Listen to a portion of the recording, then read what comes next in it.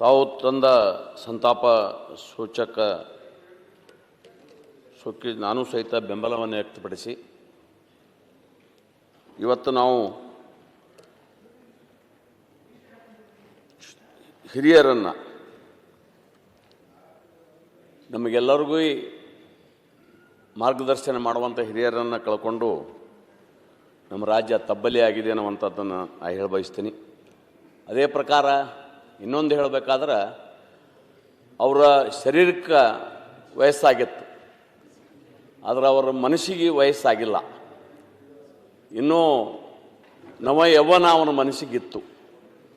ಅದೇ ಪ್ರಕಾರ ಇಲ್ಲಿವರೆಗೆ ಮಾತನಾಡಿದವರು ಇನ್ನೊಂದು ಸಲ ಚುನಾವಣೆಗೆ ನಿಲ್ತೀನಿ ಅನ್ನುವಂಥ ಹುಮ್ಮಸ್ಸು ಇರಬೇಕಾದ್ರೆ ಅವರ ಮನಸ್ಸು ಇನ್ನೂ ನವ ಯೌವನದಾಗಿತ್ತು ಅನ್ನುವಂಥದ್ದನ್ನು ಈ ಸಂದರ್ಭದಲ್ಲಿ ನಾನು ಹೇಳ ಬಯಸ್ತೇನೆ. ಅವರಿಂದ ದಾವಣಗೆರೆ ಅಷ್ಟೇ ಅಲ್ಲ, ಎಲ್ಲ ಜಿಲ್ಲೆಗಳಲ್ಲೂ ಸಹಿತ ಅವರು ಇಂಡಸ್ಟ್ರಿಗಳನ್ನು ಪ್ರಾರಂಭ ಮಾಡಿ ಆ ಭಾಗದ ನಿರುದ್ಯೋಗಿ ಯುವಕರಿಗೆ, ಲಕ್ಷಾವಧಿ ಯುವಕರಿಗೆ ಉದ್ಯೋಗ ಕೊಟ್ಟಿರ್ತಕ್ಕಂಥ ಉದ್ಯೋಗದಾತರವರು ಮತ್ತು ಅವರು ನಂಬಿದ ಸಿದ್ಧಾಂತಕ್ಕೆ ಯಾರೇ ವಿರೋಧ ವ್ಯಕ್ತಪಡಿಸಿದ್ರು ನಿರ್ದಾಕ್ಷಿಣ್ಯವಾಗಿ ಪ್ರತಿಭಟನೆ ಮಾಡುವಂಥ ಗುಣ ಅವರಲ್ಲಿತ್ತು. ಯಾವುದೋ ಆಶೆಗಾಗಿ ತಮ್ಮ ಸಿದ್ಧಾಂತವನ್ನು ಬಿಟ್ಟುಕೊಡುವಂಥ ಕೆಲಸ ಅವರು ಮಾಡ್ತಾ ಇದ್ದಿಲ್ಲ.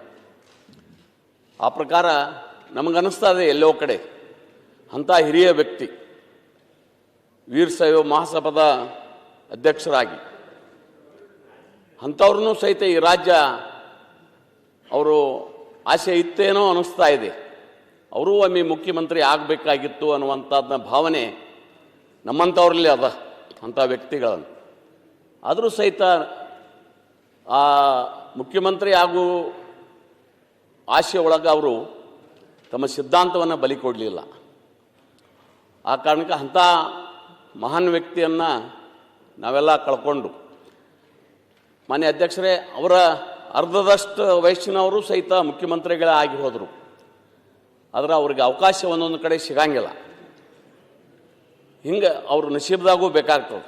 ಆದ್ದರಿಂದ ಅಂಥ ಮಹಾನ್ ವ್ಯಕ್ತಿಯನ್ನು ನಮ್ಮ ಭಾಗದಲ್ಲಿಯೂ ನಮ್ಮ ಜಿಲ್ಲೆಯಲ್ಲೂ ಸಹಿತ ಸಕ್ಕರೆ ಕಾರ್ಖಾನೆಗಳನ್ನು ಪ್ರಾರಂಭ ಮಾಡೋದ್ರ ಮುಖಾಂತರ ರೈತರಿಗೆ ಸಹಾಯ ಸೌಲಭ್ಯವನ್ನು ಕೊಡುವಂಥ ಕೆಲಸವನ್ನು ಮಾಡಿದ್ದಾರೆ. ನಮ್ಮ ಬಾಜು ಬೆಳಗಾವಿ ಜಿಲ್ಲೆಯಲ್ಲೂ ಸಹಿತ ದೊಡ್ಡ ಪ್ರಮಾಣದ ಸುಮಾರು 20,000 ಟನ್ನಿನ ಸಕ್ಕರೆ ಕಾರ್ಖಾನೆ ಬಹುಶಃ ಇದೇ ವರ್ಷ ಪ್ರಾರಂಭ ಮಾಡುವಂಥ ಕೆಲಸ ಮಾಡಿದ್ದಾರೆ. ಒಟ್ಟಾರೆ ಅವರಿಗೆ ಕೇವಲ ದಾವಣಗೆರೆ ಜಿಲ್ಲೆಯನ್ನು ಬೆಳೆಸಬೇಕಷ್ಟೇ ಅಲ್ಲ, ಇಡೀ ಕರ್ನಾಟಕವನ್ನು ಸ್ವಾವಲಂಬಿಗಳನ್ನಾಗಿ ಮಾಡಬೇಕು, ನಿರುದ್ಯೋಗಿ ಯುವಕರಿಗೆ ಉದ್ಯೋಗದ ಅವಕಾಶ ಕೊಡಬೇಕನ್ನುವಂಥ ಭಾವನೆ ಅವರಲ್ಲಿತ್ತು. ಅವರ ಅಗಲುವಿಕೆ ನಮಗೆಲ್ಲರಿಗೂ ಸಹಿತ ಈ ರಾಜ್ಯಕ್ಕೆ ತುಂಬಲಾರದ ನಷ್ಟ ಆಗಿದೆ. ಅವರ ಆತ್ಮಕ್ಕೆ ಆ ಪರಮಾತ್ಮ ಭಗವಂತ ಚಿರಶಾಂತಿಯನ್ನು ದಯಪಾಲಿಸಲಿ. ಅವರ ಕುಟುಂಬಸ್ಥರಿಗೆ, ಅವರೆಲ್ಲ ಅಭಿಮಾನಿ ಬಳಗಕ್ಕೆ ಅವರ ದುಃಖವನ್ನು, ಅವರ ಅಗಲುವಿಕೆಯ ದುಃಖವನ್ನು ತಡೆದುಕೊಳ್ಳುವಂಥ ಶಕ್ತಿ ಕೊಡಲಿ ಅಂತ ಪ್ರಾರ್ಥನೆ ಮಾಡಿ ತಮಗೆ ವಂದಿಸಿ ನನ್ನ ಮಾತು ಮುಗಿಸ್ತೀನಿ. ಓಕೆ.